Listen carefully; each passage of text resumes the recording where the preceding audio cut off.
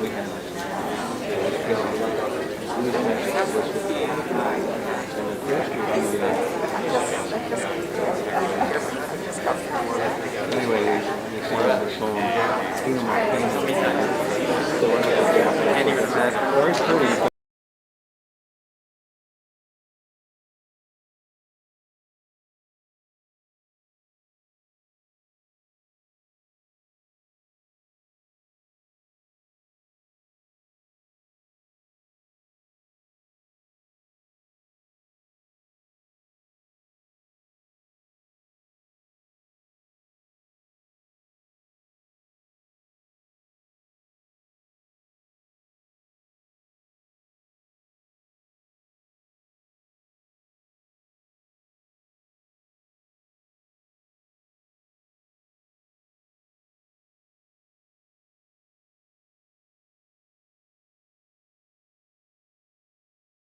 We're going to be beginning shortly. If you wouldn't mind please silencing your cell phones at this time, we'd really appreciate it.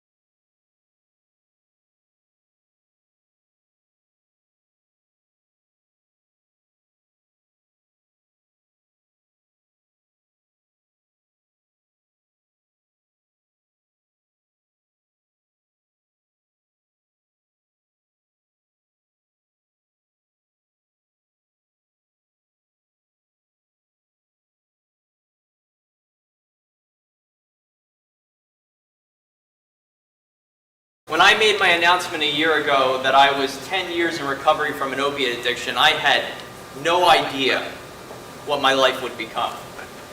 I had no idea the hundreds and thousands of people up to me in the weeks following. One of those emails that came was from a treatment center mixed with a synagogue in LA called Beit Teshuvah. And it was in our conversations that they began to tell me about a musical that they performed, traveling around the country, telling the story of different people's addictions, hopefully trying to shatter the myth and the stigma that Jewish communities somehow aren't impacted by this disease. Before we begin today, I need to thank a few people, because it takes a village to get all this to happen. I want to begin by thanking my task force, Joanna Schultz, our synagogue president. I couldn't do what I do without Joanna. John Stevens, our tech guru. Karen Salkin, my chair. She's not here today, but we give it up for Karen. Janet Conley, somewhere here, Janet. And Aaron List, our Zoom guru. Thank you. I also want to take a minute to thank our sponsors. Resources are something small synagogues are in great need of. So it's from my heart when I call out these names that I am forever in your debt. I want to thank first Pat Kimmel. Where's Pat Kimmel? Pat, let's get Pat. Stand up, Pat. Pat's husband, Bruce, passed away, and a fund was set up in his honor to continually educate this community in so many different ways. The Bruce Kimmel Fund has been truly an inspiration and a blessing to me as we try to put on performances and programs like this. So Pat, from our heart, thank you, and your family. I want to also thank the TCP Mulligan Foundation, Steve Hockman's son-in-law, Matt. He couldn't be here today, but they really stepped up for us. So Matt, wherever you are, thank you. And then our sponsors, Barbara and Elliot Coleman, Karen and Ted Sullivan, Joanna Shaws and Rich Trout, Sherry and your life, about what's going on in your community, about what's going on in the world with addiction, with destructive behaviors, and what do we do about it? Because it's an epidemic, and now it's not only just it's not just addiction now, it's death. And it's death every day, and it's death even from casual use because of the use of fentanyl as well.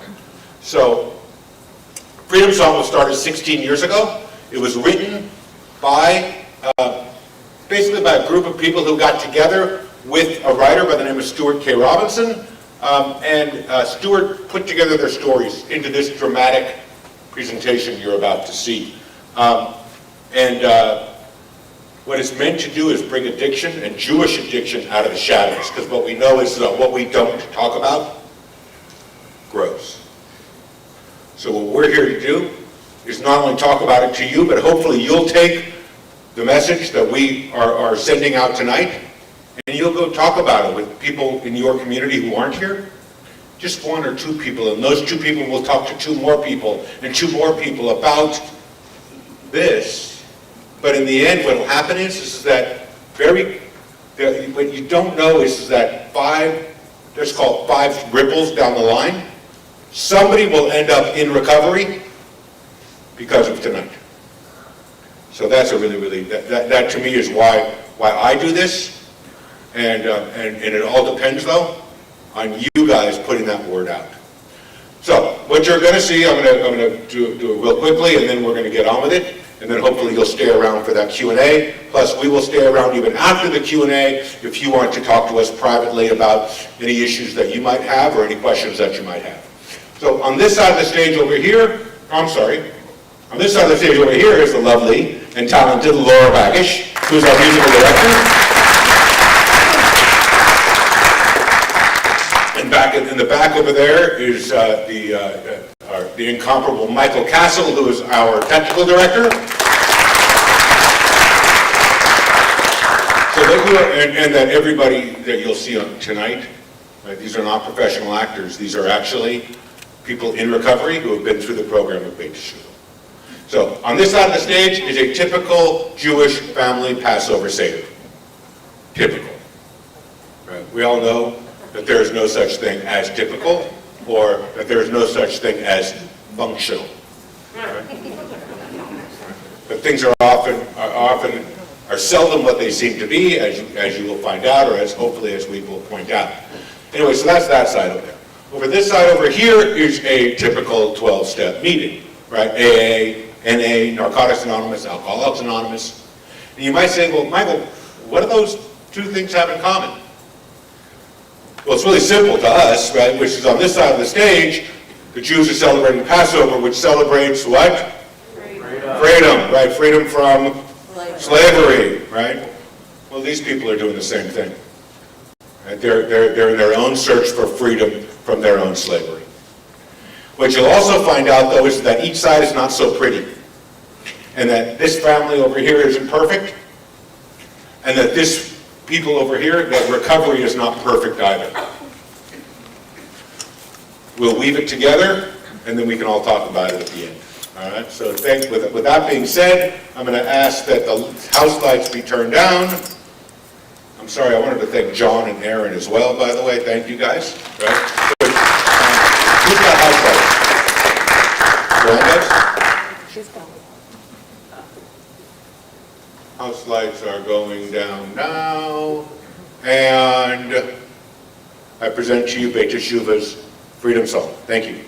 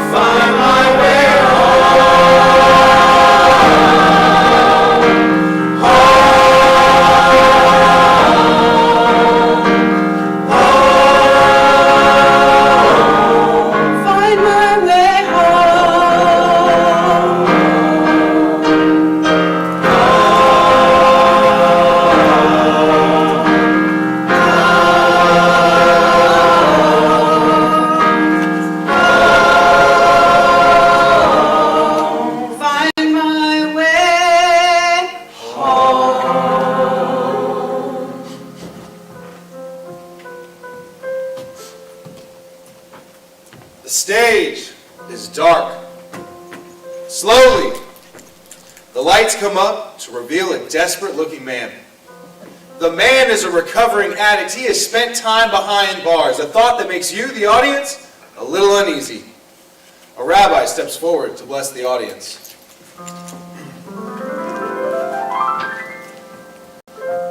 On this night of Passover, may we be blessed with the courage to leave behind the comforts of slavery, the strength to rid ourselves of the puffed up parts of our egos, and the grace to accept our proper places.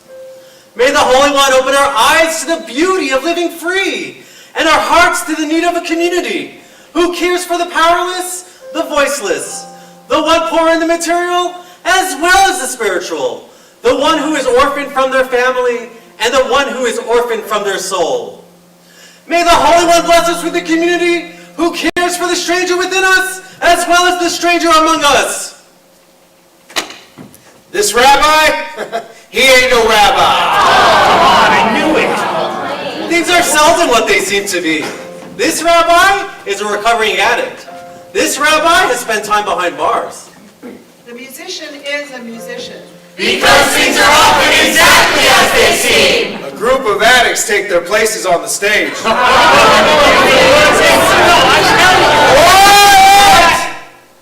This stage is not a stage, and these actors are not actors. A thought that makes the actors a little uneasy. However, one was able to convince his family that the neighborhood children stole the flat-screen television.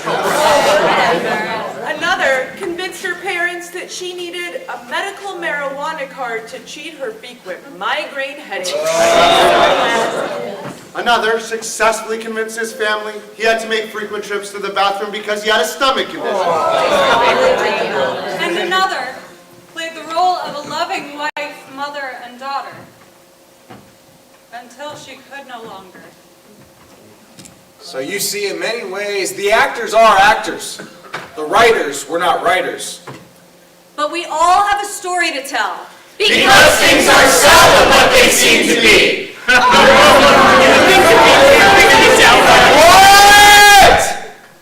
The stage and the people on it are in chaos. And Seder means order. The Seder begins.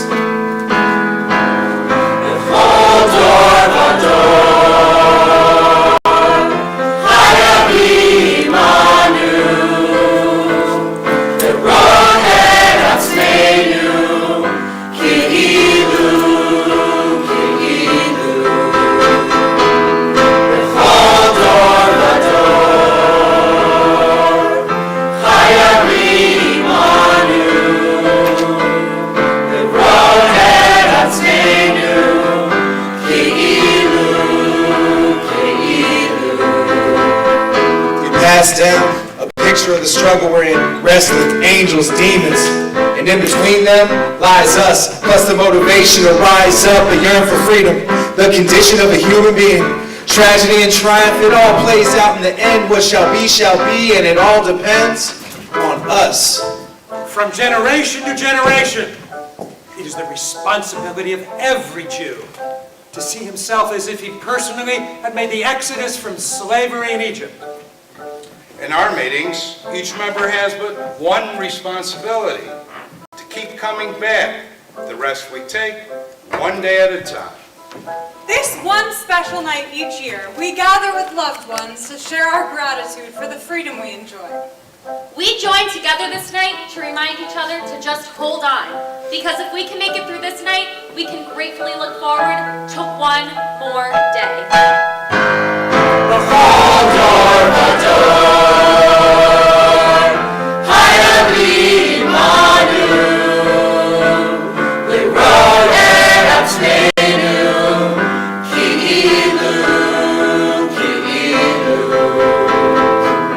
Our guests arrived just before sundown. Uncle Saul. I can smell the brisket. Let's keep it short this year, Morris.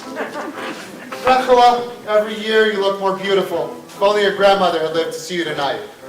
And of course, Aunt Rose. Aye, if she saw you in that schmata, she'd drop dead all over. We accept all, from bankers and politicians to liars and thieves. And really, who can tell the difference anyway, right?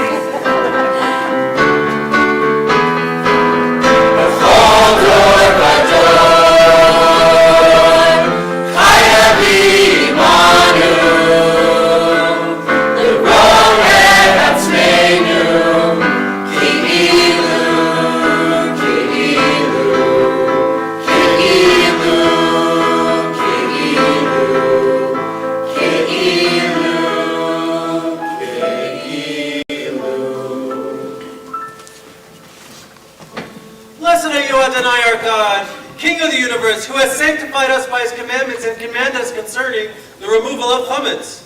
Our Torah tells us we were to eat no leaven during the Exodus. So we have searched the corners of our home to remove any leaven. And now we must search our innermost selves and remove that which compels us to remain in slavery in Egypt. For as long as I could remember, I felt as though I didn't fit in school, on the streets, at family dinners. I couldn't shake the unbearable feeling that I just didn't belong. So I created my own escape. Just me and the casino, one big happy family. Sure, the Seder is long, but it's a chance for us all to get together, for us to break bread and to get to know each other better. No matter how hard the world may become, this one night each year, we can each rest assured there's a place we are always welcome.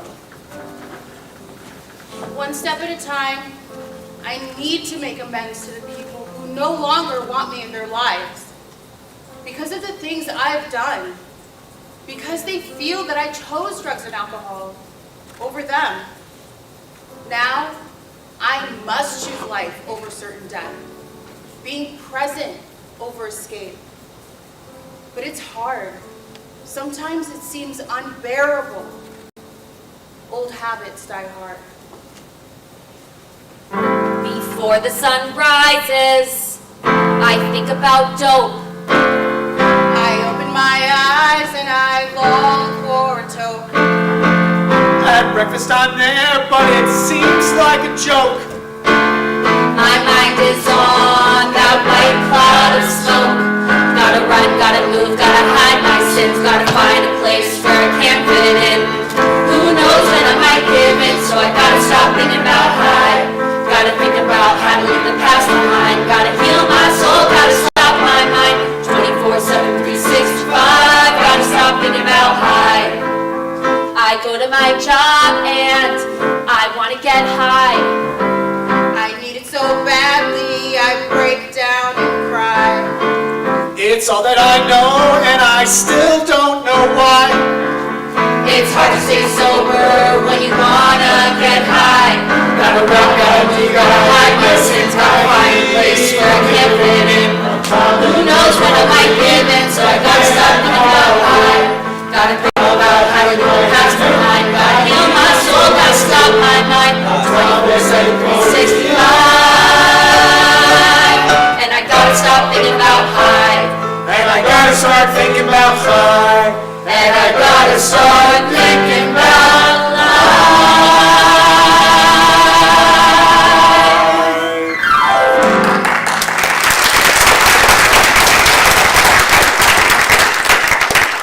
The angel of death visited every home, turned away from its gruesome purpose, only by a smear of lamb's blood on the lintel in the doorway. To this day, the angel of death lurks at every doorstep, searching to see what is on the lintel. But we've already been redeemed, we cry, puffing ourselves up with mythical entitlement. But only this blood and this faith shall repel this dreaded apparition. Chapter 5 of the Big Book of Alcoholics Anonymous. How it works. Rarely have we seen a person fail who has thoroughly followed our path. those who do not recover are people who cannot or will not completely give themselves to this simple program. Usually men and women who are constitutionally incapable of being honest with themselves. They are not at fault. They seem to have been born that way. They are naturally incapable of grasping and developing a manner of living which demands rigorous honesty. Seder means order. Each Pesach we follow this order of observance. From generation to generation, it is something you can always count on to be the same. Yeah, like Uncle Saul will always sneak upstairs to check the score of the Laker game. And each observance has a name which we recite. Spelkas! Oh, come on, guys. It's the Lakers. Yes, and on Rose, we'll always take a large plate of food to go. Snore basket! And we'll all pretend to like something that tastes disgusting. Gefilte fish! Hey, I like gefilte fish. Oh! Kiddush! Please join me in the first cup of wine. Baruch Adonai, Eloheinu melech haolam, borei pari hagafen. And Shavitz was my first choice of high. I could drink without explaining why. And get smashed more often. Amen.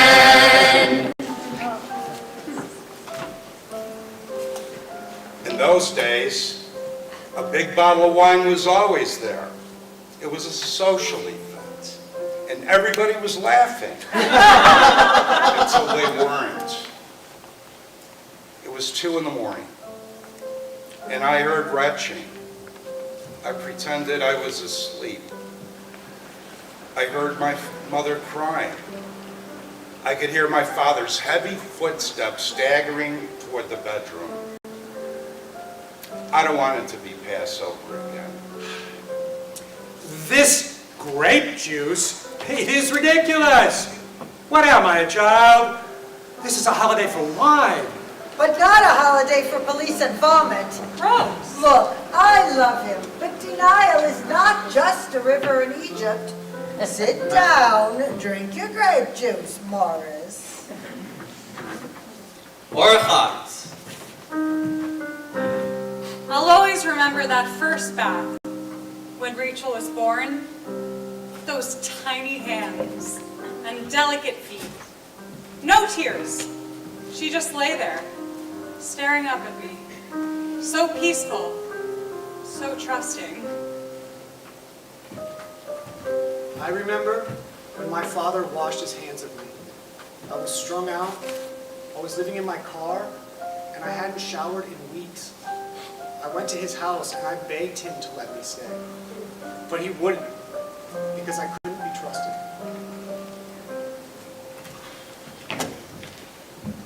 Daddy, I was thinking, this year, instead of pouring a cup of wine for Elijah, can we pour a cup for Shira? I don't want that name spoken in this house. But Daddy, she's my sister. And she's still a Jew. Yeah. Well, she doesn't act like one. She's a Shanda, an embarrassment to this family. She caused us all grief, but still she's our blood. Don't you remember? Oh, remember? I remember. I remember visits to the police station.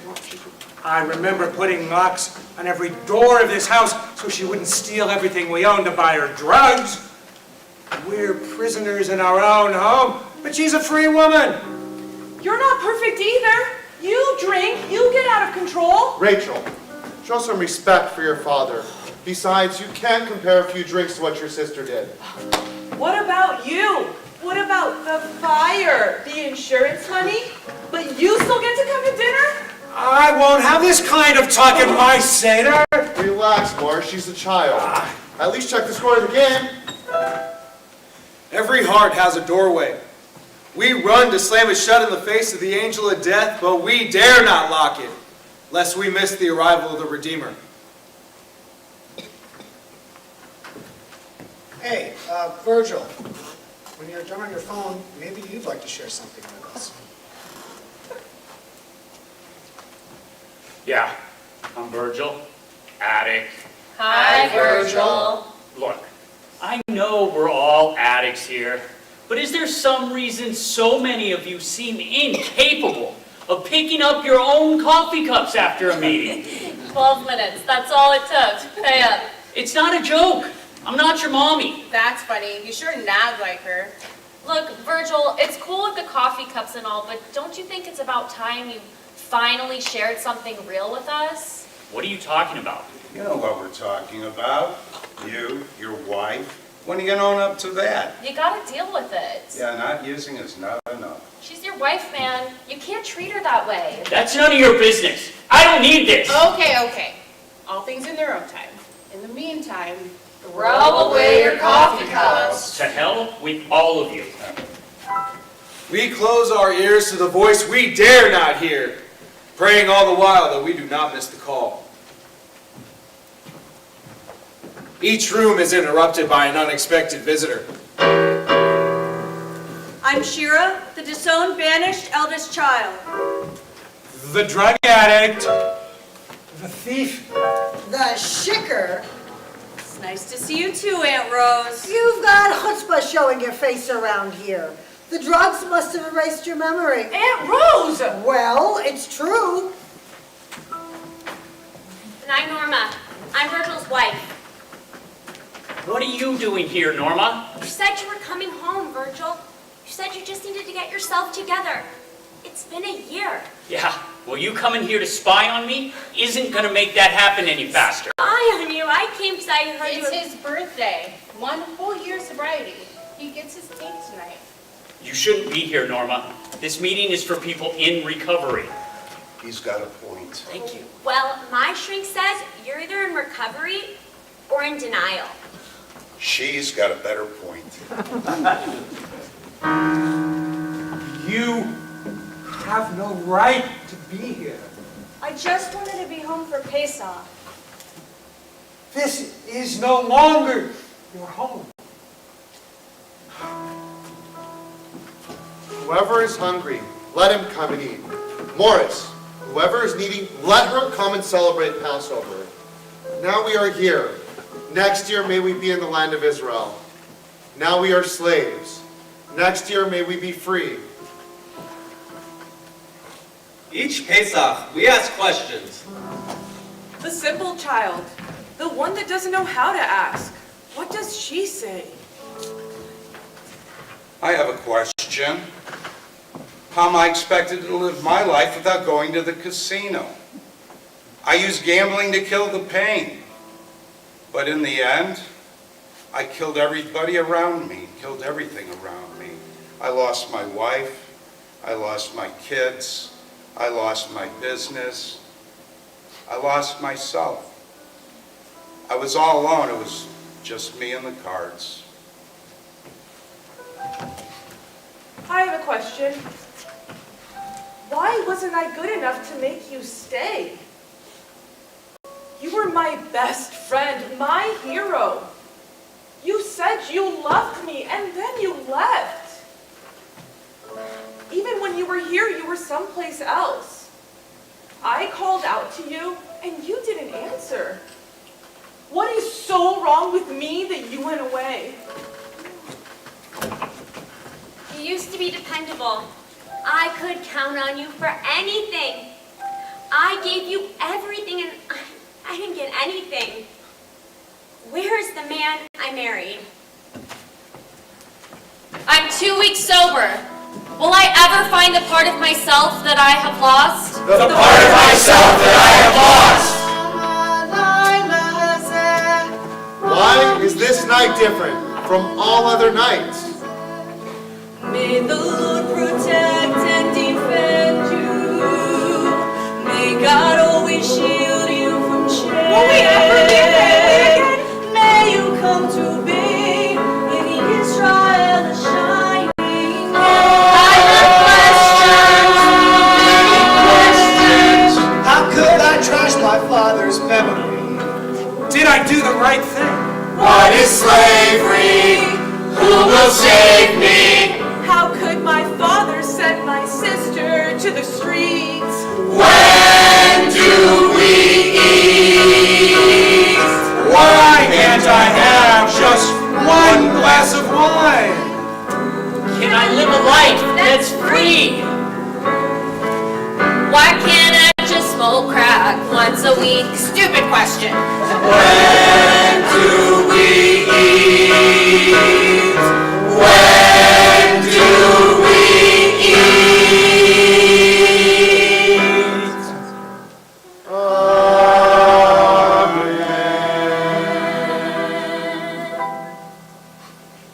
Maggid, the story. Moses was in Egypt land. Let my people go. Oppressed so hard he could not stand. Let my people go. We were slaves to Pharaoh in Egypt, but Adonai our God took us out from there with a mighty hand and an outstretched arm. Had not the Holy One, blessed is He, taken our fathers out from Egypt? Then we, our children, and our children's children, would have remained enslaved to Pharaoh in Egypt.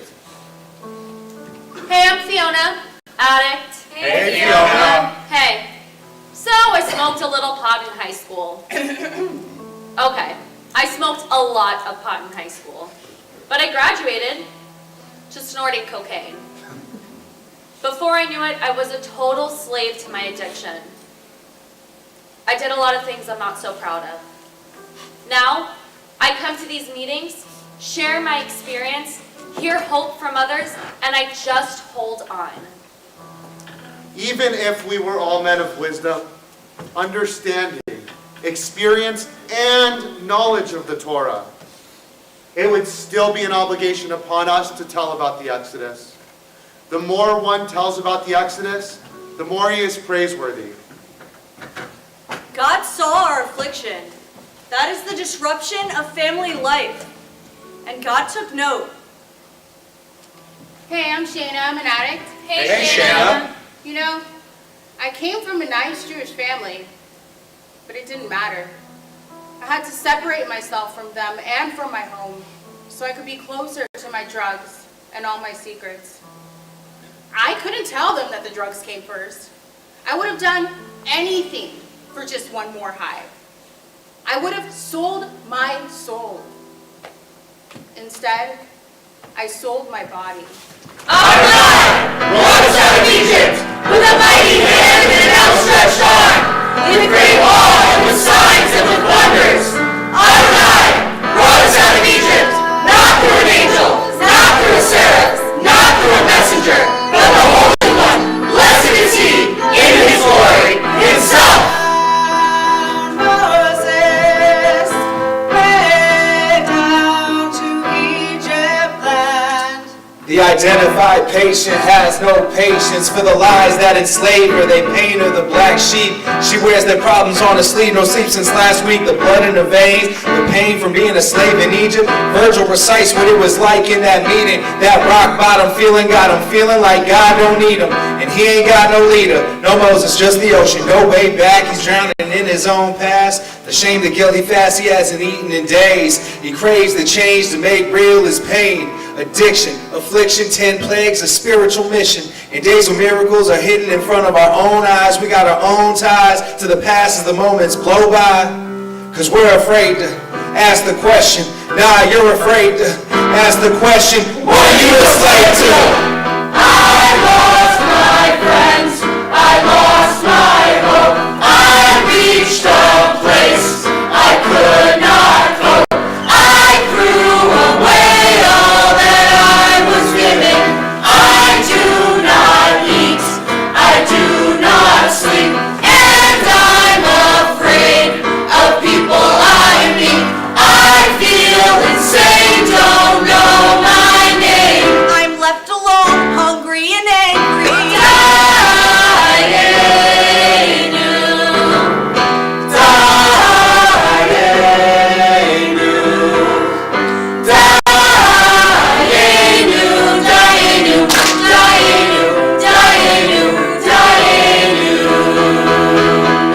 I'm discovering who I am, giving way to the love that I have. My life is changing in every way. My heart, my mind will be okay. These are the 10 plagues. Blood, frogs, vermin, droughts, billows, hails, wild beasts, pestilence, boils, lying, cheating, stealing, hail, Locust, darkness. Loss of family, loss of self, darkness.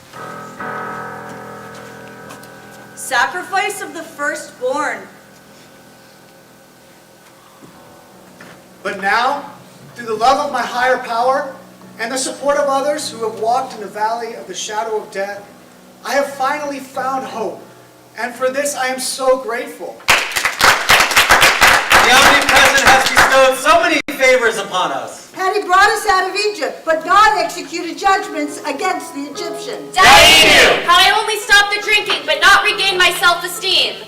Had I only regained my self-esteem but not found the love of my community. Dainu! Had he only executed judgments against their gods, not slain of the firstborn. Slaying of the firstborn, it sounds a bit barbaric, doesn't it? How dare you open your mouth? Had I only found the love of my community and not regained my family. Had you only lied about smoking pot, but to sell it to other kids? It would have been enough if you'd only been arrested, but not in a televised high-speed chase. Had you only stolen money from my wallet, but not your grandmother's ring? Had you only missed your grandmother's funeral, but not shown up to Shiva stinking drunk? Had you only wasted your life on a never-ending binge, not grabbed your baby sister and don't. Eva, it wasn't like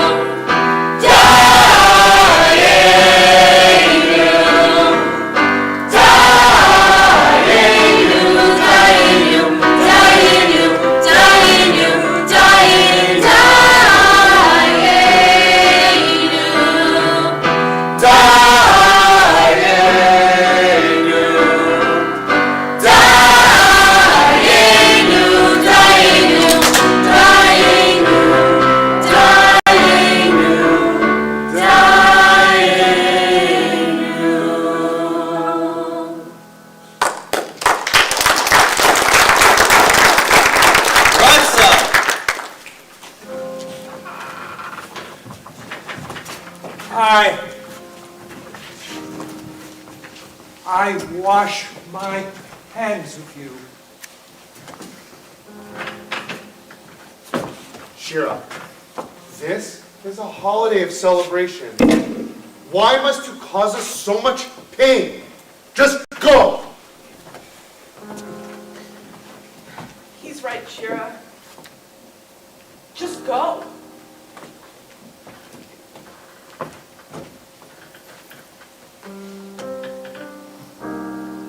How long must I roam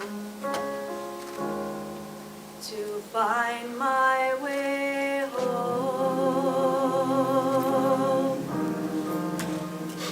I'm really happy for you, Virgil, that you're not using. I just need to know where I fit into all of this. Not everything is about you, Norma. About me? There you go again. That's more like it, the stuff that drove me away in the first place. Make me wrong like you always do. I never said I was perfect. No, but you insisted that I be. Now get off my back!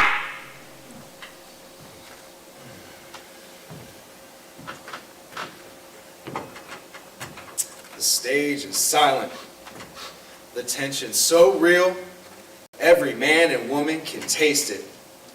As if with a single mind, each person wonders, How did it all get so wrong? And yet, they also wonder, Have we all forgotten? Don't you remember?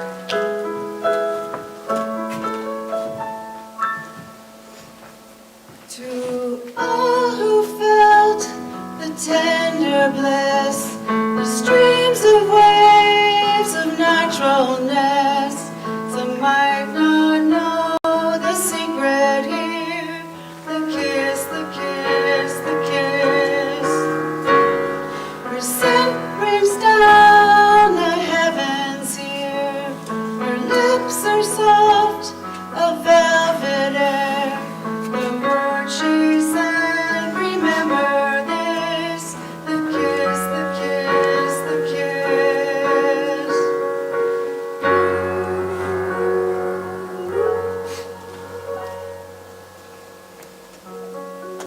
She was always such a beautiful baby. She just used to light up when she was in my arms. We named her Shira. It means song, because she was always her father's favorite melody.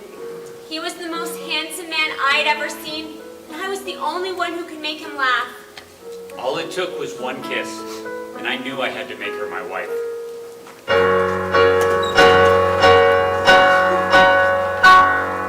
Free yourself from tangled webs, a mystery, an ancient quest.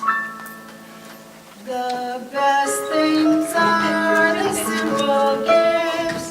The best things are the simple gifts. The best things are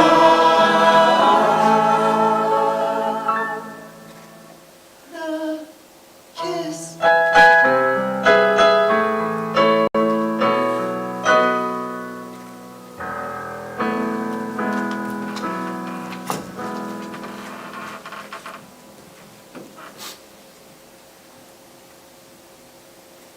I'm sorry, Norma.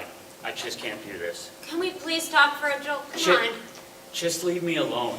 Stay and talk to her. Butt out, Shayna. Talk to your wife. Get out of my way. Or what? You're gonna treat me like you treated her? You think we don't know? I'm not scared of you. I've been dealing with assholes like you my whole life. You think you can claim to be in recovery and then run from the mess you've made? Why should you care? Because you're one of us, you jerk.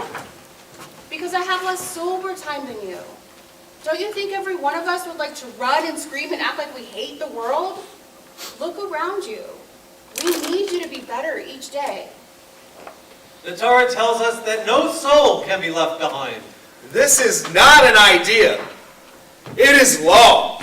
It applies to every individual, no matter how lost, and to every family, even yours. And to every family, even yours.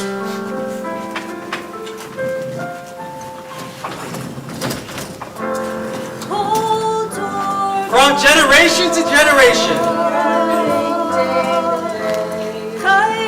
It is our responsibility to see ourselves as if we ourselves were delivered from Egypt.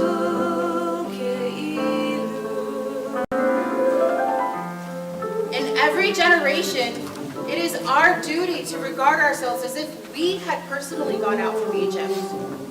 What's the harm in a couple of glasses of wine after work? Or 3? Sometimes he yells at me. I probably deserve it.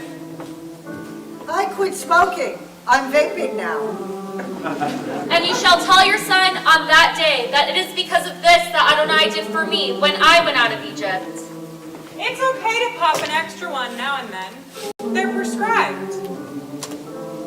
I don't want to wear my mask. It's annoying. It was not only our fathers whom the Holy One redeemed from slavery, we too were redeemed with them. So I wrote a few bad checks. The banks are insured. It's not just dirty pictures. I read the articles. He brought us out from there, so that he might take us to the land which he had promised to our fathers. We celebrate 365 days of continuous sobriety here. Virgil? Haven't you torn our hearts out enough already? Will you please just go? Morris, this is the part where we tell the story of the Exodus from Egypt. You came all this way, Sharon. Tell the story.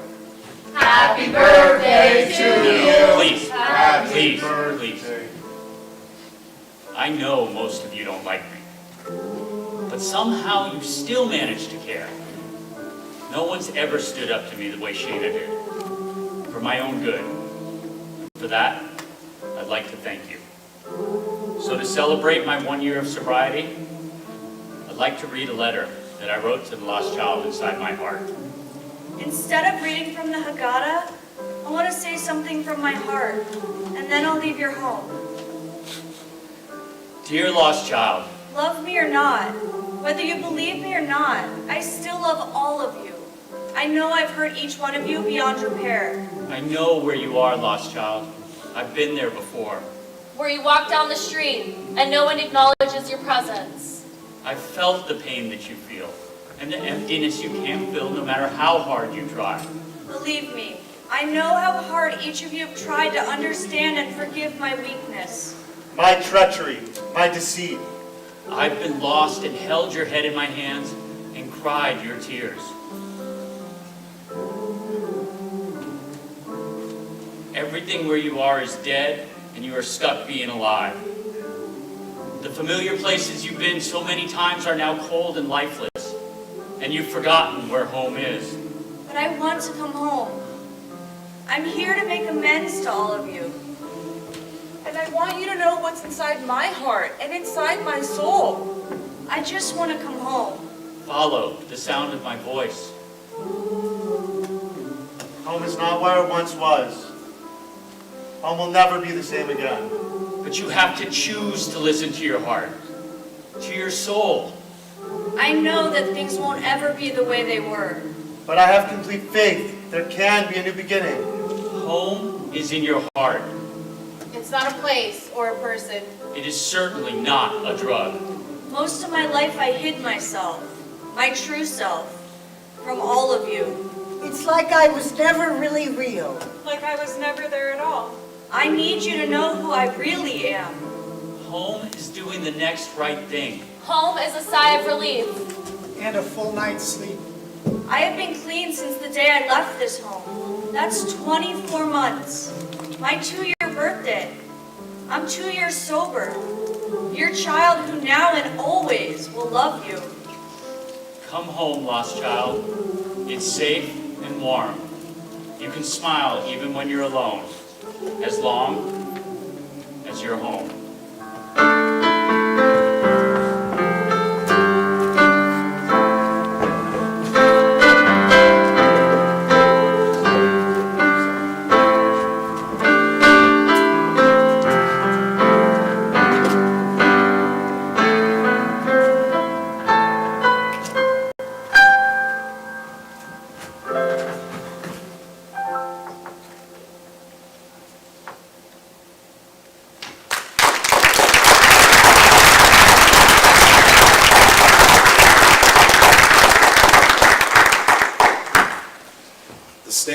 dark.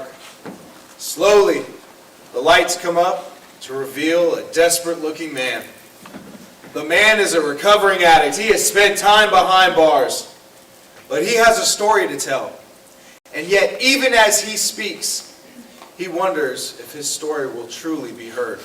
Because things are seldom what they seem to be. Things are never what they seem to be. Never what they seem to be. Never what they seem to be. Never what they seem to be.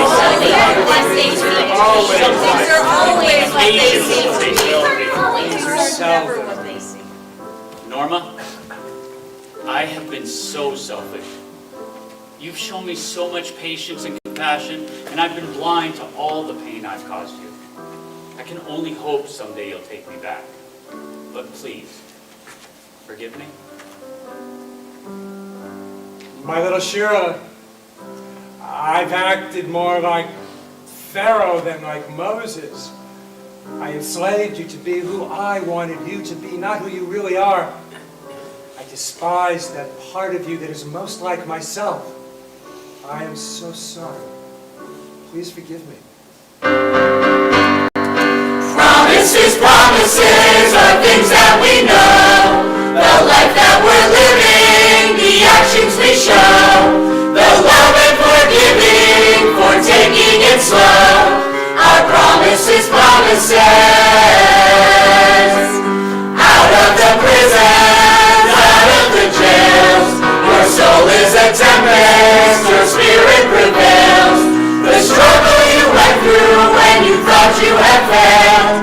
Our promises, promises. Virgil, it takes a lot of courage to be on the path to recovery. And it gives me hope to see you take responsibility for your actions. I have not given up on us. I have never given up on us. All I want to do is repair our relationship. Please come home. Abba, I stole your trust, gave away my dignity. I almost lost my soul. But I have found the girl you raised. I have found my place in God's world, and I'm living my life authentically. Please, let's start over.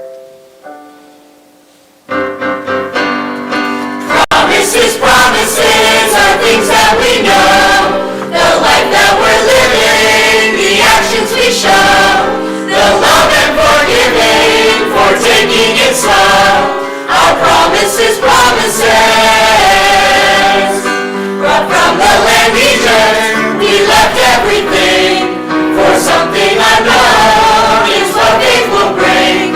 The challenging part is to pray on one thing. Our promises, promises, promises, promises are things that we know. The life that we're living, the actions we show.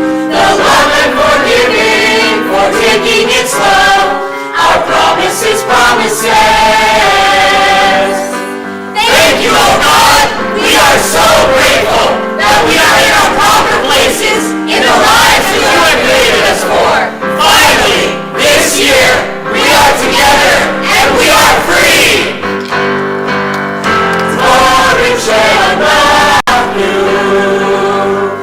yodim ve'osim b'chayim. Dvorim she'anachnu yodim ve'osim b'chayim. Promises, promises are things that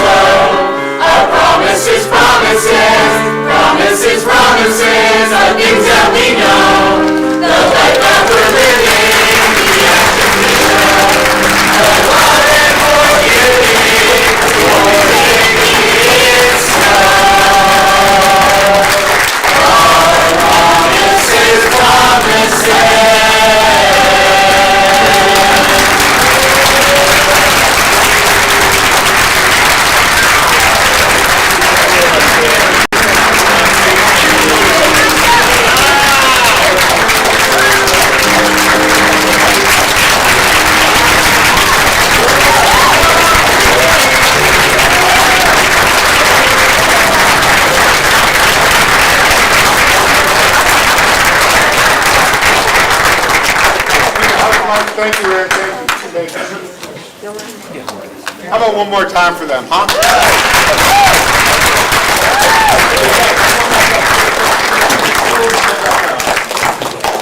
At this point, I'd love to have Rabbi Paris come up. And what I'd like to say is that we've done our part now, right? We did what we came here to do, and now it's your part. And so how we like to start a Q&A, or comments, I should say, more than Q&A, is, Rabbi, what'd you think? What did it make you feel like? I need a minute.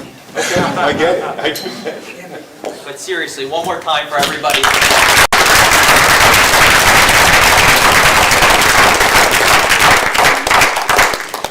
Wow. Wow. You know, I was sitting in the back, and I was reflecting on that we're in a holy room, right? This is our sanctuary. But the walls and the seats and the chairs, they don't make this room a holy room. It's each and every person in this room that makes a room a holy space. And what you all did was divine. I have no other way of putting it. Words wouldn't articulate it, what you are. You know, words matter. They matter a lot. And when we say that addicts abuse drugs instead of drugs abusing addicts, we create a lot of shame and despair in the lives of millions of Americans. The story that you just heard is not a story, it's a truth. People just like myself, only 10 years ago, were in what we call liminal spaces, in-between spaces, not yet to the promised land. But we can change that. I'm a hopeful guy. I don't think we're going to remain where we are today. I think we're going to save a lot of lives. But that takes some courage. It takes courage like each and every person on this stage.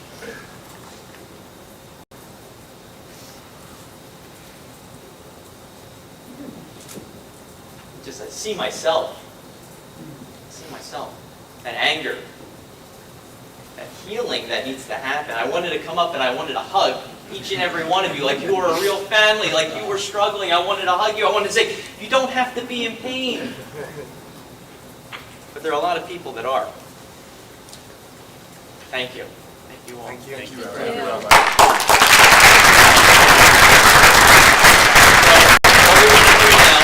What we want to do now is we want you to, first off, be able to show your gratitude and support to Beit Teshuvah for everything they did here today. But we also want you to be able to ask questions, give thoughts, give comments, vocalize what you're feeling in your hearts. So take a moment, and if the Spirit rouses you, raise your hand. If you'd like to share a comment or ask a question. Take a minute. Yes? I just want to say that I loved it. I just loved it. The music, the speeches. I got the chill up here as soon as you started. It just drew emotion from my heart. And I think from my son and his wife, emotion. It's just, you're beautiful. You're all just beautiful people. Thank you so much. I guess I got So I didn't expect to be a blubbering mess. I was just cried through the whole thing. I really felt it. I don't.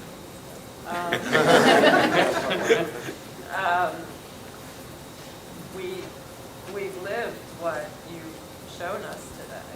And it just brought out the whole emotion. And I thank you for it and thought it was wonderful. Thank you. Thank you.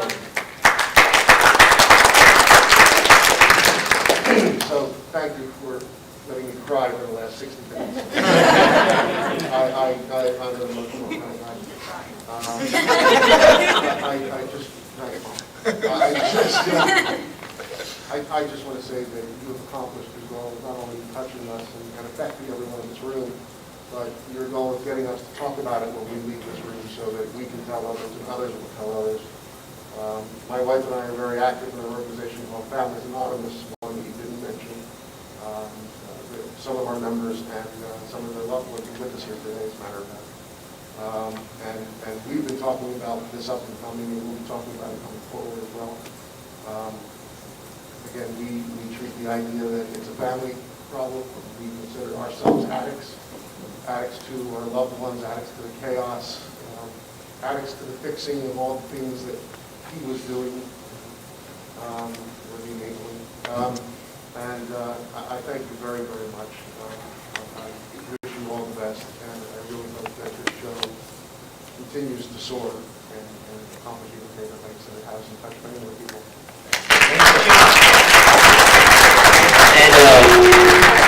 Family Anonymous has a table outside if anybody needs information about it. Please see Lee and his wife after. So there's two things that I would like to say, right? Is that even if you're not an addict out there, Harriet Rosetta, who's the founder of Beit Yeshuva, has a saying which goes, you don't have to be an addict to be in recovery. And that recovery is not being sober. Anybody can stop doing drugs. Being sober, right, is a way of life. And you don't have to be addicted to substances or to gambling to live that life or to be a part of that life. And the other thing I would like to tell you is that, but I just need to tell these people as well, right, although they all know it, but that what you felt today and the reason you were crying, right, aside from your own experiences, is the honesty, the integrity, and the transparency that these people live their lives by, or that we live our lives by, and that is something that Beit Yeshuva, right, really, I mean, that's what we do, right? That we no longer live in the shadow, that we live with our stories out loud. If you don't mind, I just want to point out two people in the audience who are actually Ben and Jeremy. Can you please stand up back there? So Ben and Jeremy are both graduates of, or alumni of Beit Yeshuva, right? And also, Jeremy, in fact, was also a longtime staff member as well. And they now have come out to the East Coast, and along with Rabbi Iggy, right, have a place called Shuva Center, which is a budding Jewish recovery center as well, and program. And I would love if afterwards, if they could also say a few words about that to you, or if you want to pull them aside as well afterwards and talk to them about something that's in New York, you know, in New Jersey right here, because we get asked a lot, how do we get what these people got here on the East Coast? And aside from you, right, there's them as well, and hopefully you guys will all get together and do wonderful things out here on the East Coast. Isn't it? Because I had to say that? No. Now I hand it back over. Pertaining to what you just said, I was going to ask, are all of you from Los Angeles? No. So you know what, why don't we do this? Why don't we quickly do a countdown and just tell what your hometown is? Quickly. Just not a story, but what your hometown is, how long you have, what your name is, and how long you've been in the play. And here you go. Starting with... Hi, I'm Addie. I grew up in LA. And I've been sober for almost 11 months now.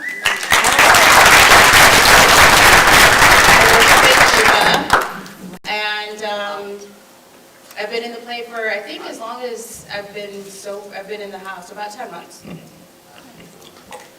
Hi, I'm Thea. I work in the music department with Laura, and I have, I think, 7 months sober, 7 or 8.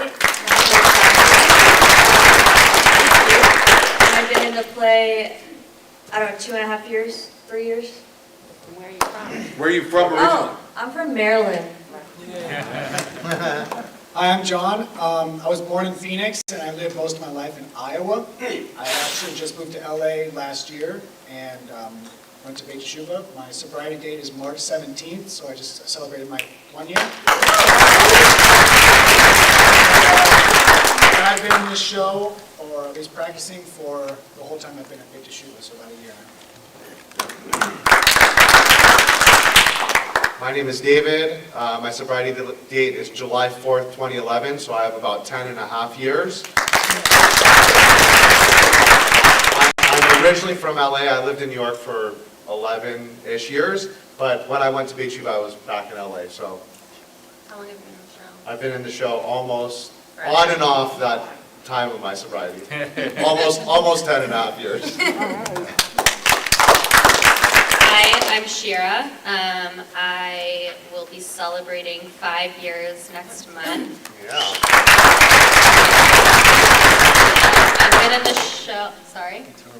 Oh yeah, we're married. I've been in the shows for as long as I've been sober, and I'm originally from Vegas, but I've been living in LA longer than Vegas now, so that's it. Hi, my name is Jessica. I am an LA native. I was born in Canada, but I've been there since I was 5, so for all practical purposes. I will have, 12 years sober in 10 days. It's crazy. I've been in the play for quite some time, but I also have the honor of coordinating Everything Freedom Song. So Michael and I get to work together to make this happen and bring the message to wherever they will have us. So thank you, everyone. It was Jessica who reached out to me. It was just a conversation that led to all this, so thank you. Thank you. Thank you. Hey, I'm Jack. I'm from New York. I was lucky to hear about Beit Teshuva about 2 years ago, and I have about 6 months sober right now. I'm lucky to be here, to be spreading their message because of what they truly helped me. Hey everybody, I'm Josh. I'm originally from Tampa, Florida. I've been in the house since October 1st, so I just celebrated 6 months yesterday. This is my first tour with I'm Marty, born and raised in Los Angeles. I have 12 years of sobriety. And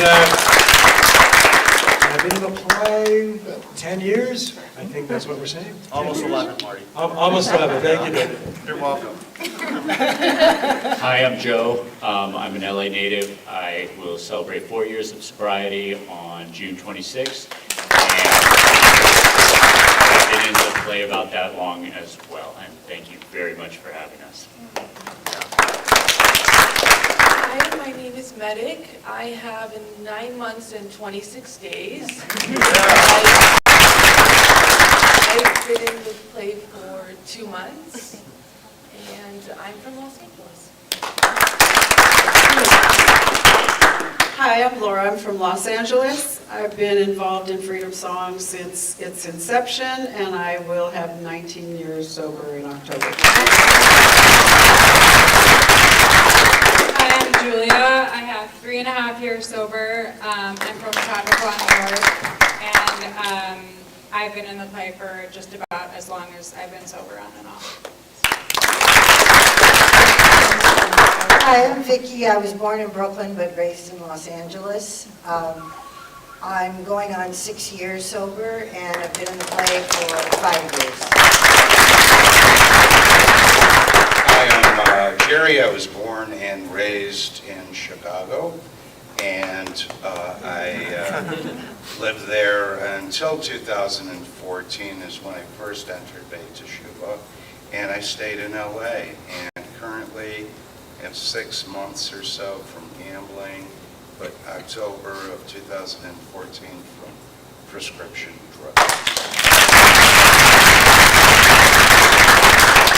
He just joined the play. Right, he just joined the play a few months ago. Yeah. Hi guys, I'm Mike. I'm originally from Maryland as well. I've been in LA for almost 5 years. I came to Beit Yeshiva in 2019, and currently I have almost 10 months, so 10 months is right. I'm Michael, and I've got 7 years as well. And you gentlemen back there, you want to stand up and... Only because they were also in the play, by the way, and in fact, Ben here came to Beit Yeshiva because his parents saw it on one of our New York tours. That was back, and they ended up being in the play, both of them, in fact. My name is Ben Richmond. I'm coming up on 6 years sober. And I'm from West Orange, New Jersey. Whoa. Jeremy Poole, originally from Los Angeles. I'm out here with the Shooting Center last July. I'll have 8 years in August.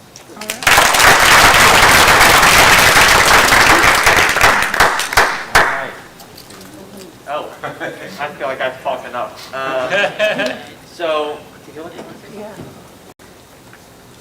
Hi, my name is Tehila, and I'm a recovering addict. Hi, Tehila. I don't want to echo everything that everyone else has already said, so what I want to point out is how important it is and how grateful I am that you talked about things other than drugs and alcohol. Because even in recovery, even in recovery, and even in this room right now, I can feel like I don't belong. Because I never had a drug or alcohol problem. I had sex, food, money, and a family disease with mental illness in my father. So I just really am grateful and I just want you to sing and keep doing this about everything, because if there's anyone in the room who thinks, I don't know what to say other than it's the courage of Rabbi Paris that's inspired me to want to talk about openly that, drug and alcohol addiction is a real thing, but sex and gambling and food and all the different things, the process addictions are so important for us to keep talking about. So thank you.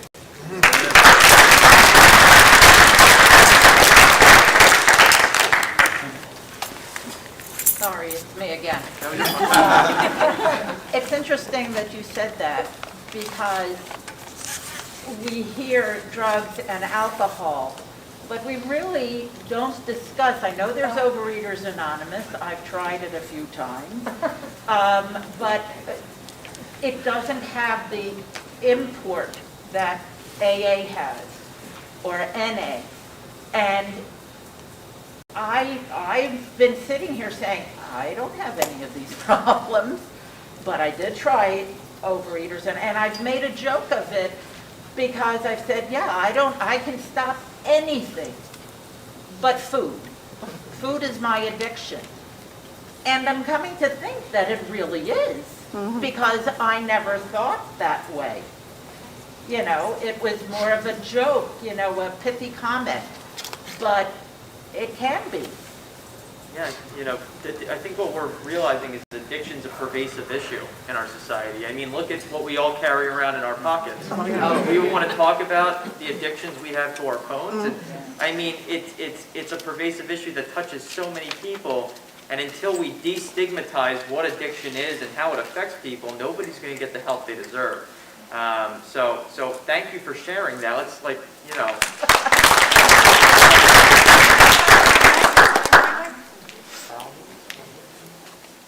Just really quick on that. I'm in recovery from a pill addiction, but I also have struggled very heavily for many years, longer than my addiction, with an eating disorder. And what I find, there's so many similarities between the two of them, but I think the difference for me between the drugs you can stop, eating you can't. Right. You have to face it every single day, and it's something that is really important to talk about, just like drugs and alcohol. And it's really hard to talk about because there's so much of a stigma, just the same with drugs and alcohol. So I challenge myself the same way that I challenge myself to show up and be like somebody who lives out loud in that way too, because it doesn't matter if it's exercise bulimia or overeating or it's trying to fill something. You know, it's trying to make yourself feel better or feel numb because you can't make yourself feel better. So I hear you and I appreciate you adding that to the conversation. I do think it's really important.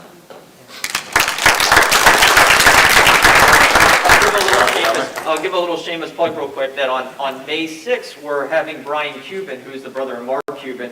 He was bulimic, so he talks a lot about his addictions and how, you know, we genderize addiction to food disorders, and we don't even want to talk about how it affects, you know, men the same, you know. So that's on May 6th. Anybody wants to join us on Zoom, obviously. Thank you. Sorry, Steve. I think I must be in the crying row because my eyes were wet the whole time too. And I love everything in it, but especially the way it ended with the forgiveness with you and Shira and Virgil and Norma, and giving us hope that, you know, everything can be mended. But what happens if you lose your brother or your sister or your sons or daughters, and you didn't have that moment? Is any of you guys have any tips on how to heal that heart of the person that's still alive?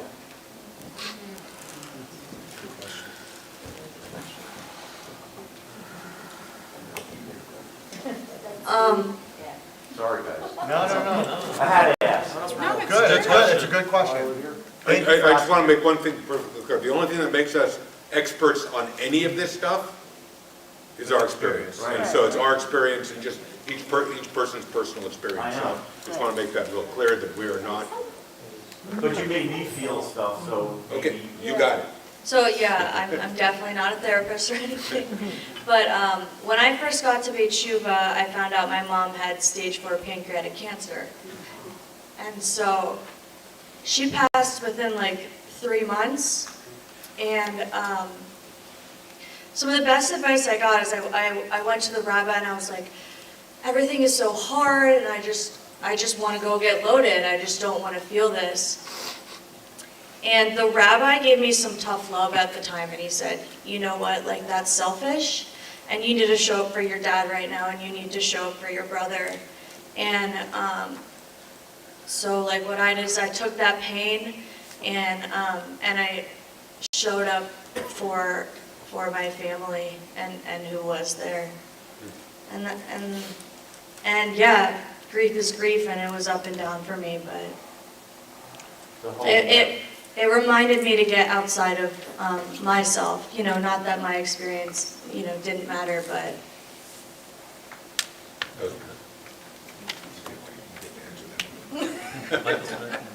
Michael. Huh? You should leave a mic with the.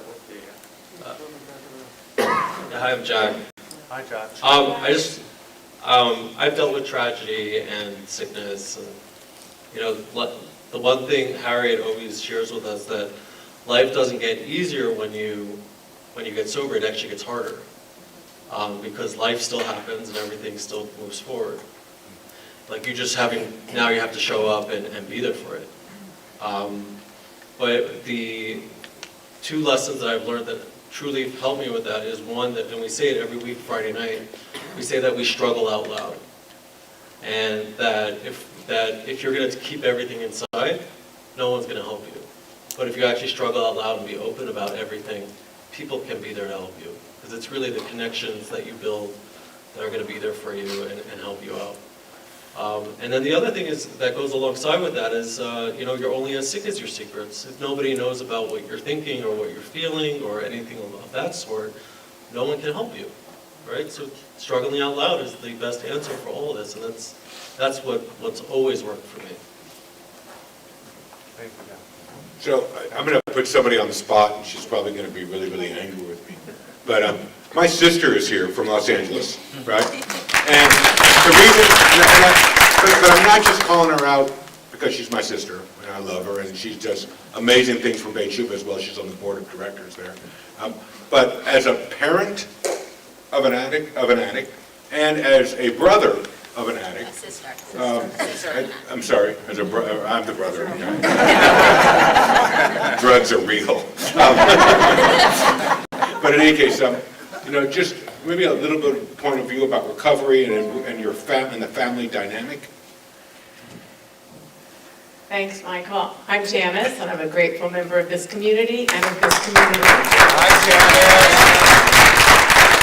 It was an amazing show. I've seen this show about 25 times over the last 16 years that I've been involved with Beit Teshuvah. And Michael's right. Being a sibling of an addict, my son today is his 11-year sober birthday. He went through Pressure, and I think Marty, and some of you other guys, but people. And it's very strange because, and I know there's other people just like me in the audience here today, I never ever thought this problem would touch my life. I mean, it seems so distant and so remote, and you know, everything was so normal, and then all of a sudden it wasn't. And that's true in my family of birth, and it was shocking to our parents when it became evident that Michael had a very serious addiction problem later in life. And he may have had it earlier in life as well, and we didn't know. It was a big, best kept secret. And my son, who I said he came back from MIT with a BS in one hand and a heroin addiction in the other hand.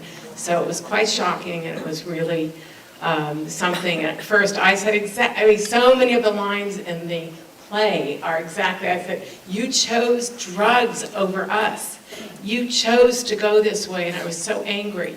And it took years for that anger to morph into compassion, understanding, and all of the things that Marty experienced and shared with us in the play. So it was really incredible. But I wanted to talk to the gentleman for a second about loss.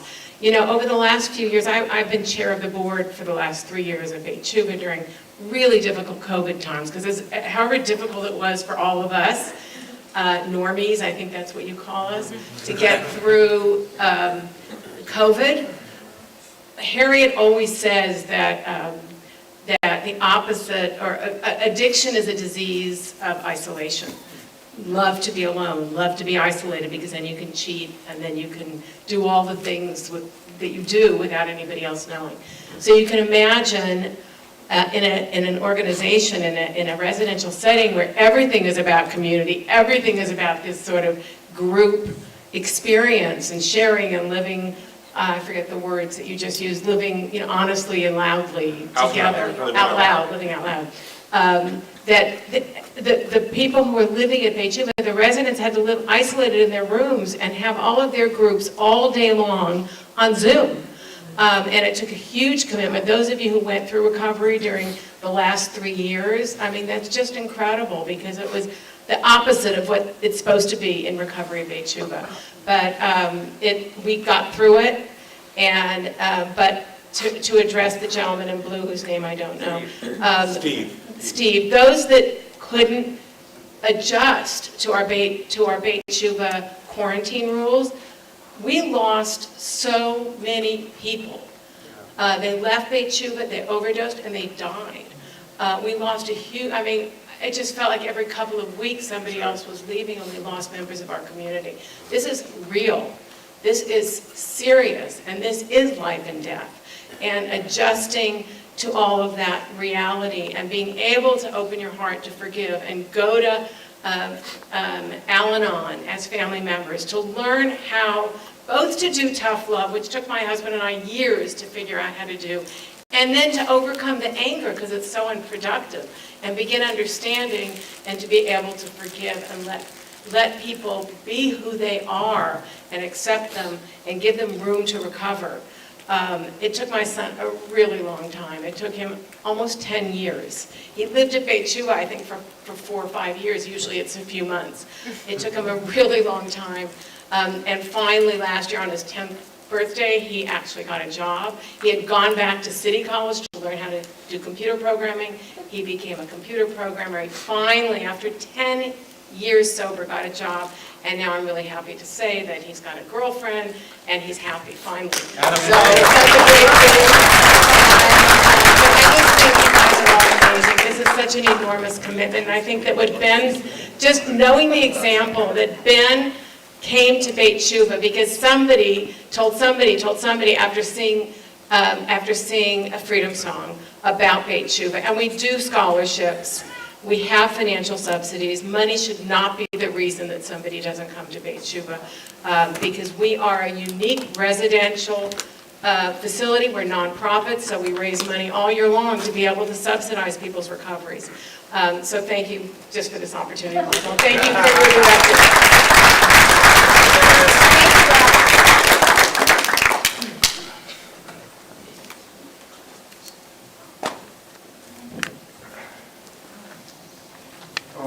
I just want to say thank you. That was really amazing.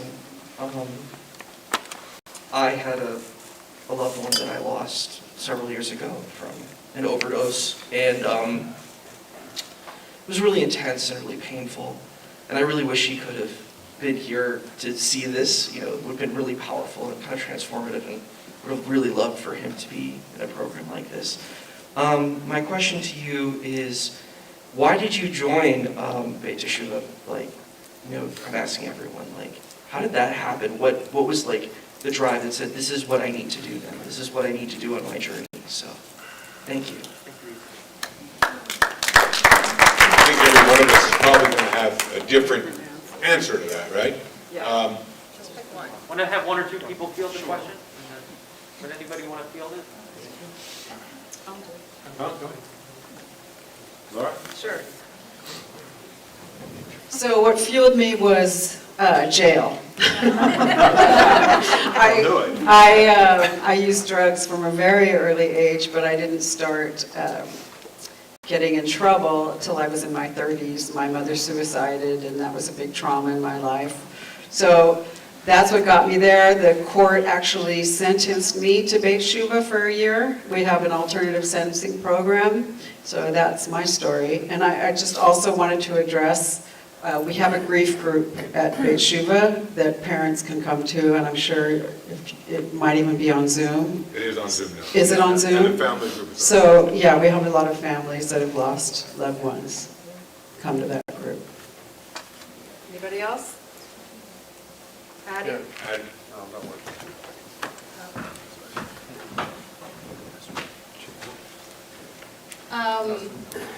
So I was in a really bad relationship and ended up leaving my ex-husband in 2019, but then like COVID hit and I took a nosedive into alcohol. I remember waking up one day after I quit my job because I was too stressed out and too anxious to go to work after a week of binge drinking. I woke up and just thought, I cannot keep doing this to myself. I left my ex-husband, I got through that, but I cannot keep burying myself in all of this self-pity and self-doubt and hatred of, my life. So I reached out to a friend of mine, and he knew somebody at Beit Shuva, and, they made the call and got me in. Best decision of my life. Glenn, you want to tell your story out there about how you came to Beit Shuva?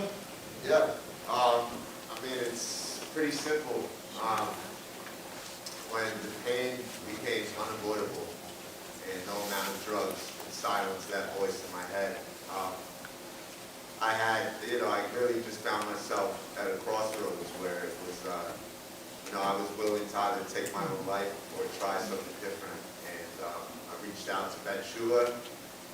And I was homeless in New York City at the time, and they said, get to a detox, we'll reach out to you. I went to detox, and a few days later they called me, they said, get on the plane to LA. And they actually scholarshiped me to go there the entire time I was there. I didn't have the means, and so I went for free. And my life changed. I'm so grateful for the community. That's a perfect example, though, of how far Beit Shuva can reach, which is now, right, his recovery is now helping people on the East Coast, right, and bringing the message of Beit Shuva as well to the East Coast. Yes, Rabbi? I'd like to ask the crew a question, like, how has the musical changed your life since being in it? How has being in Freedom Song changed your life? Somebody who hasn't shared yet? Huh? Hi, I'm Vicki, and I would have to say that I'm somebody that later in life had an addiction to prescription medications and was incarcerated in and out of jails and prisons. And I kept relapsing. I had been in a rehab prior to Beit Teshuvah, but when I got out, I relapsed. And this is the longest period of time I have because though I was an outpatient at the time, I took advantage of all the residential programs. And, you know, being in this play has kept me accountable. You know, I have to show up. I have to be there. And each cast member in here helps with my sobriety. And it's just an important part of me. It's a community, even though we show up every Tuesday night for rehearsal, no matter what. You know, I look forward to that Tuesday night, despite what my day has been like, despite what my week has been like, to be able to see my friends and those people that keep me accountable and those people that keep me sober, and also to get on a plane and be able to bring it to you. You know, that's such a big thing to me, to be able to spread the message of what helped me, and maybe now we can help you.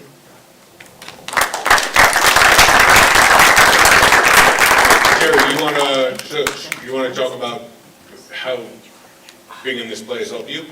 How being in this play has helped you? Absolutely, yeah. So I had mentioned earlier, this is my second time through Beit Teshuvah, and I had actually I was able to achieve 5.5 years from gambling and substances, and then COVID arrived, and I live alone. I don't have a dog or a cat. I don't have a girlfriend. I'm just on my own. In fact, I had a job at Beit Teshuvah, and I was accustomed to working at the front desk and on Shabbos, seeing 200-300 people, and then I went home and I was alone. I relapsed gambling, and it took 6 months to get back in, for me to agree to come back in. And I've been there about 6 months. And in December, I was considering leaving. I was ready to leave. I said, all right, I made my 90 days. But I was already planning my relapse. My birthday was on the 19th. The 18th, I was going to go to the casino. And the 20th, I was going to party with all my winnings, right? But I caught COVID, and I was isolated in my room, and I gave myself a headache with those thoughts. And I had tried out for Freedom Song, and I thought, this is not going to last. I really didn't think. But then it did. Jerry was going to quit 3 weeks ago. I wanted out. I just wanted out. We need him. Right. I want to tell you, I'm with an incredible group of people that I've grown to love dearly and that I've gotten to know so well on this trip. And Michael and I have known each other for years. We were roommates a few years ago. And yeah, we all have a message to share. And I don't want to let go of this, and I'm so sorry this is our last show. No, this is do it again now if you want. This show will keep me coming back to Beit Teshuvah. I'll probably be home in about a month or so, something like that. But participating in this has given me something to stay attached to the community, and that's so important. Does that answer Also, if anybody can relate to this, is that, especially in early sobriety, if you can think about when you were in high school, right, if you were on a sports team, and that sports team taught you how to show up, taught you how to be on time, it taught you how to be a team, how to not just be for yourself. And theater does the same thing, I believe, right? That's how we impart that kind of thing. You have to be on time, you have to, it's not just yourself. It's not okay that you know your part. If you're not there, everybody else can't do their thing. And so it's kind of that that mini microcosm of life. And so it works really, really well. I think it works well not just for addicts, I think it works well for communities, and so it's a wonderful way to build community. We can take a few more questions. How about 3 more? John, and then in the back. Which one is John? We'll go in the back. I was just wondering, you're talking about your experience with casinos, and we're bombarded every day on TV and everywhere in the internet now with the online sports betting, and they throw in this tagline, have a gambling problem, 1-800-GAMBLER. But I wondered whether your organization is being inundated with people who are finding it problematic. Josh, you want to handle that? Sure. Here. No, that's fine.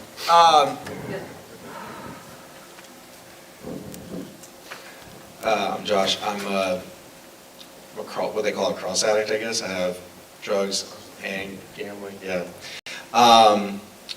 So I was actually just reading an article around like the time of the Super Bowl talking about like to this point that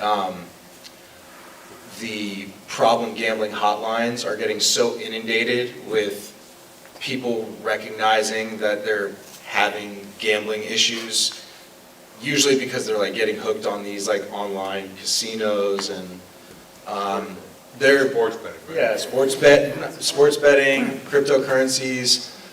It's not just in the casinos anymore. It's all over the place, stock market. So risky business ventures. So I haven't actually had like a casino gambling problem for almost like 10 years, but I've been involved in risky cannabis ventures and cryptocurrencies and things like that. So I've come to grips with the fact that it's not just stepping into a casino that causes issues. And to that point as well, we had a discussion in one of our third show, I think, in Hillsborough, New Jersey. We had a lot of younger teenagers, and Jessica made a really good point that the drug landscape now is a lot different than it was just like 4 or 5 years ago. Just last year alone, I think the DEA seized like 10 million fentanyl pills, which is up over like 50% over the last 4 years. For those of you who aren't aware, fentanyl is probably the most deadly drug on the market, and it's not just fentanyl. It's being pumped into cocaine, it's being pumped into heroin, it's being pumped into illicit cannabis. Yeah. And it's really scary because some of the youngest residents at Beit are coming in with some of the most deadly diseases at 18, 19, 20 years old. And there's not that much leeway. It's not just like a small cannabis problem or a little drinking habit. It's like life or death for these kids. So it's something that should be talked about. I know it's like not necessarily the most comfortable conversation to be having with your 14 or 15-year-old child, but I think it's, or younger. I think it's important. No, you're right. But anyway. Getting back to the gambling issue, by the way, Beit Shuvah does have a separate gambling program. Yes. Although everybody is mainstreamed they're part of the 120 people in the house. The Red Action Gambling. How many people you have in the? About 10 or 15. 10 gamblers. About 50-50 between inpatient and outpatient. So they have their own groups, as well as mixed in with, because addiction is addiction, and yet there's also some specific things for that. In conjunction with the UCLA problem gambling project.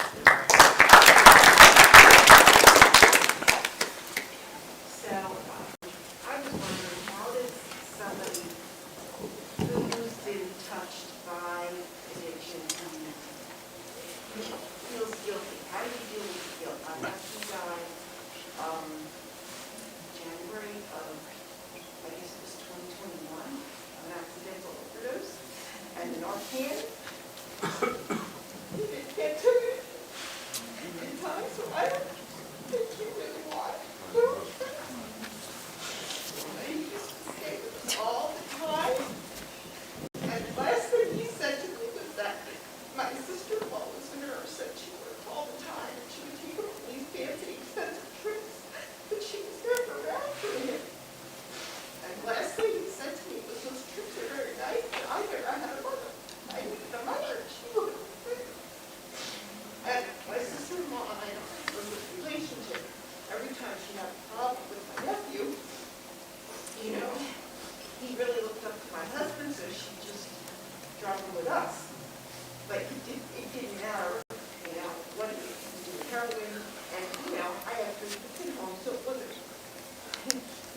younger than him, and it wasn't very easy to just pick up and deal with somebody who's an addict.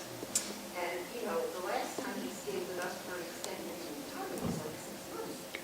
And we knew he was doing drugs, and I thought they had to save my husband. I said, this is the last time he can stay here. Like, the kids are young. Like, I can't have this here. This is too disruptive. Like, I didn't want to keep him out, but if his mother wasn't gonna take care of him, you know, I wasn't grateful. It was just too much. But now, I mean, the guilt is like overwhelming. Now he's dead. But I keep him out, his mother keeps him out, you know what I mean? Like, it's too much. So, yeah. The rabbi, Yeah, just wait a minute. Yeah, I didn't think it's my fault. I don't think my sister all feels like it's her fault, but I didn't think it's my fault.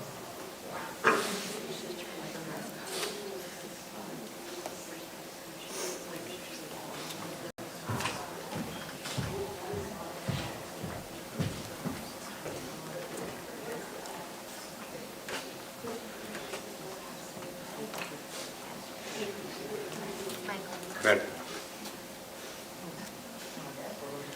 Okay.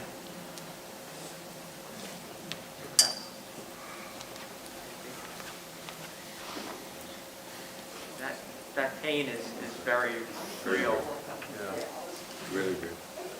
very real. Can you remind me your name one more time, now? Stephen? Steve, tell me your name. What's your name? Julie McKenna, I'm not sure. Julie?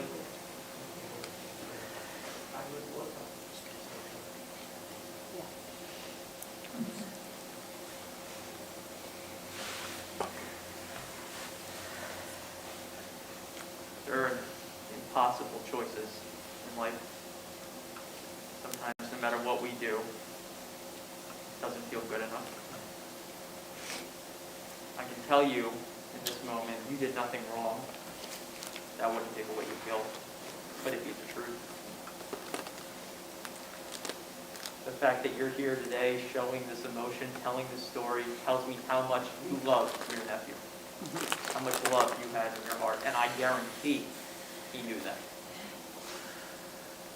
When you're addicted to drugs, you do things you don't want to do. It becomes a survival mechanism. You hurt people, you don't want to hurt people. But we can't give people what we don't have to give. I can ask you for $10 million. Can you give it to me? No, you can't give it to me. Sometimes we can't give people what we can't, what they don't have to give. And maybe he didn't have what you couldn't give, and you couldn't have what you couldn't give in that moment. But I'm sure in my heart that love was very real. And that guilt, that's the pain part, that's the anger. And I think so many people in the audience tonight who have lost loved ones, including myself, feel that. And it doesn't go away overnight. But to tap into the love you felt, that's how we honor his memory. Because I'm sure in time and space, wherever our loved ones are who are no longer here with us, they would not want us to be in this pain. They wouldn't want us to be in this pain. I think it's hard, but we have to honor their memories by remembering their lives and not just their deaths. That's really hard. But I thank you. I thank you. I also want to say for my people up here, I want to thank you for reminding us how real and the damage that we've caused and can cause in our lives to the people who love and have loved us, and how it's just there but for the grace of God. I just wanted to say that there are groups, as they mentioned, as you mentioned, grief groups specifically for people who have lost loved ones to addiction. And while we don't like to give advice, you know, the best place we can be is in the rooms. Yeah. Because people outside the room that come to learn don't understand what those of us are going through, whether it's a grief group room or in our case an FA room or an Al-Anon room. In FA meetings, we talk about the fact that, I'm sorry, Julie was her name? Julie. We talk about the 3 C's and that is that we didn't cause the addiction, we can't control it, and we certainly can't cure it. But the last C that we talk about is that we can contribute to it, and that could be in a good way or a bad way. We can contribute to it to getting them to get help, or we can contribute to it on the other way of enabling it. And coming into the rooms, we share stories, and we learn what's worked for other people, and when we're ready to make those decisions to act in ways that maybe we haven't been ready to, we do. So I'm going to turn that into the question, and maybe just want to folks want to answer, and that is, could anyone share maybe what happened in your story? So for example, the turnaround for my 25-year-old son, who's down in Florida for about 5 years now, working in the recovery industry, helping others into detox and into recovery. His catalyst was a restraining order that mom and dad finally said, that's enough. We love you, but if you're not going to accept the help, then this is where we have to go. And today, that 25-year-old son thanks us for doing so. I go down for personal time sometimes with him. We go down as a family. Anyway, that was sort of his kind of thing. So can anybody share maybe something in their story that was, that they would recommend that their loved ones understand, if that helps? Trying to keep it from sounding like advice. No? No? I'll just say one short thing. So I have a crystal meth addiction, and as you know, it's a pretty hard drug. And yes, it is. And it happened so quick. I only started using. I'm 37. I only started using drugs at I think 29 or 28. And my family, I have a very warm, loving family. But eventually they got so sick and tired of me, of dealing with, all the headaches and the trauma I would cause. They threw me into jail a couple of times. And they hated doing it, and I hated them for doing it. I hated them so much. But eventually I learned to realize, that was the only way, that was their way of, helping me. That was the only way they could do it. Because I couldn't, as an addict, I couldn't understand what they were doing. I couldn't understand that this was their only way to love me back. It took me a long time to realize, but I do, in a way, thank them for that now. Thank you, and he's actually thanked us for having the courage to do that. Yeah. Also a very warm and loving type family. And that's a huge process. It's a huge process with families and family dynamics to get through that. We've had many members not willing to do maybe the hard stuff, but sometimes the hard stuff is what has to happen. Well, if I do that, he's going to get arrested, or if I do that, he's going to be homeless, or if I do that. Those are the best things that can happen, by the way. Exactly. Yeah, Julie, for the sake of time, because I know a lot of people have questions, I see something in the back. That's Jeremy. Jeremy. So we're following this thing of family systems. Hold on a minute, Jeremy. We want to hear what you have to say, so.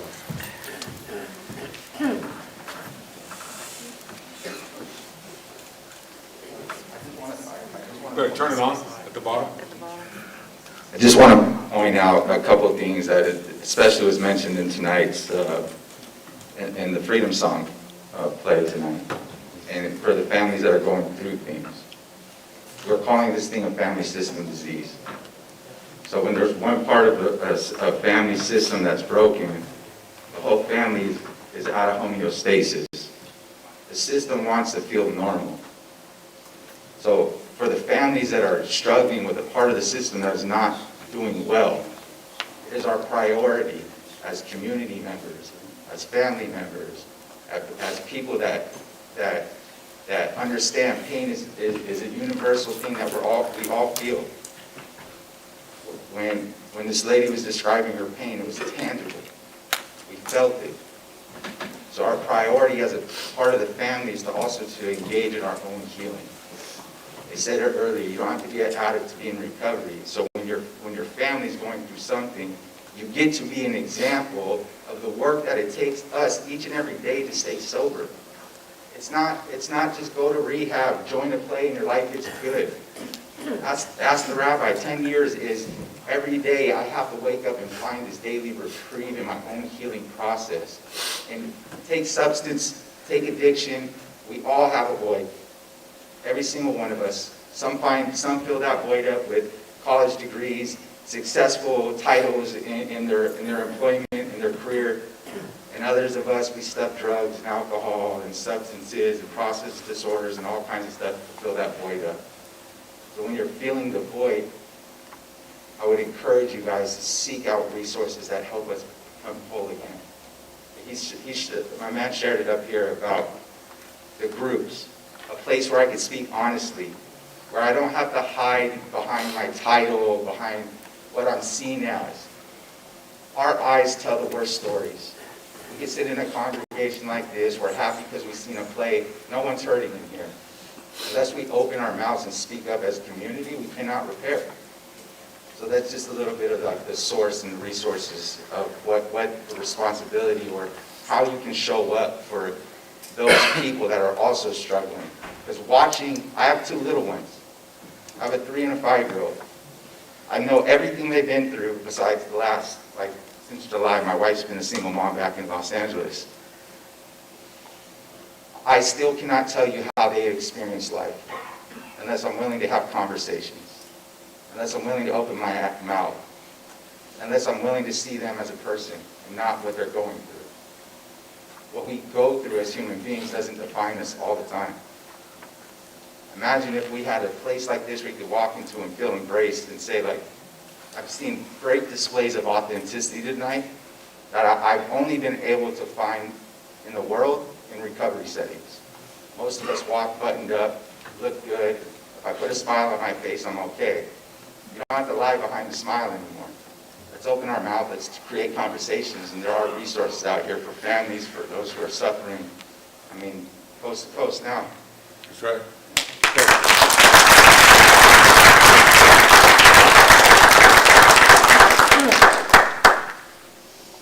Take a moment, take a breath.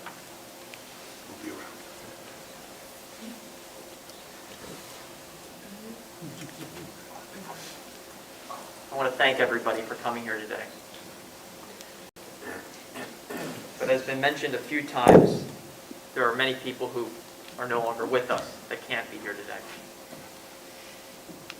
We would be doing a dishonor and a disservice to them by not sharing our stories, by not talking about these problems, by not putting in the work, doing the help. I ask that everybody take just a moment of silence for all those in our lives, the loved ones, who are no longer with us, but who we now hold in our hearts.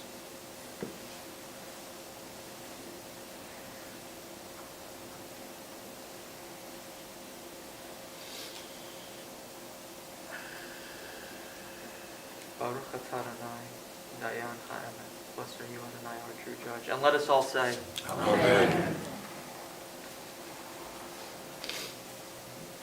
You guys are the best.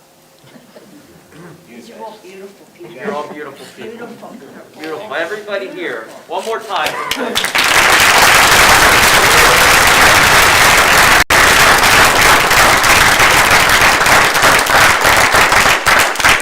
This is not the end of a conversation.